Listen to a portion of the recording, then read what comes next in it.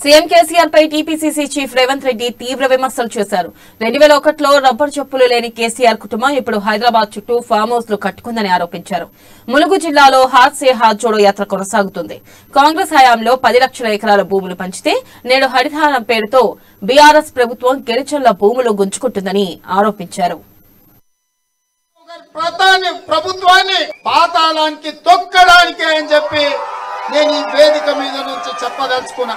2003లో doctor YS Rajasekhara Reddy గారు చేవెళ్ల నుంచి పాదయాత్ర ప్రారంభించిండు. చేవెళ్ల నుంచి ఇచ్చాపురం వరకు ఆనాడు వైఎస్ రాజశేఖర రెడ్డి గారు పాదయాత్ర చేసి కాంగ్రెస్ పార్టీని అధికారంలోకి తీసుకొచ్చి ఒక సంక్షేమ రాజ్యాన్ని, ఒక అభివృద్ధి రాష్ట్రాన్ని 9 ఏళ్లలో 10,000 మంది రైతులు ఆత్మహత్యలు చేసుకున్నారని రేవంత్ రెడ్డి అన్నారు. రైతుల ఆత్మహత్యలకు కేసీఆర్ కారణమని ఆరోపించారు. నిరుద్యోగ వృత్తి ఇస్తారన్న కేసీఆర్ ఒక్క రూపాయి కూడా ఇవ్వలేదని విమర్శించారు. ఖాళీగా ఉన్న 2 లక్షల ఉద్యోగాలను ఎందుకు భర్తీ చేయడం లేదని ప్రశ్నించారు. తెలంగాణ ఉద్యమంలో రామారావు ఎక్కడున్నారని కేటీఆర్ ను ఉద్దేశించి అన్నారు. ఇక 2024 జనవరి 1న కాంగ్రెస్ పార్టీ అధికారంలో ఉంటుందని ధీమా వ్యక్తం చేశారు. వచ్చే సంవత్సరంలో పోడు భూములకు పట్టాలిచ్చే బాధ్యతను కాంగ్రెస్ ప్రభుత్వం తీసుకుంటుందన్నారు. ఇక ములుగులో గిరిజన యూనివర్సిటీని తెచ్చే బాధ్యత కూడా తమదేనన్నారు.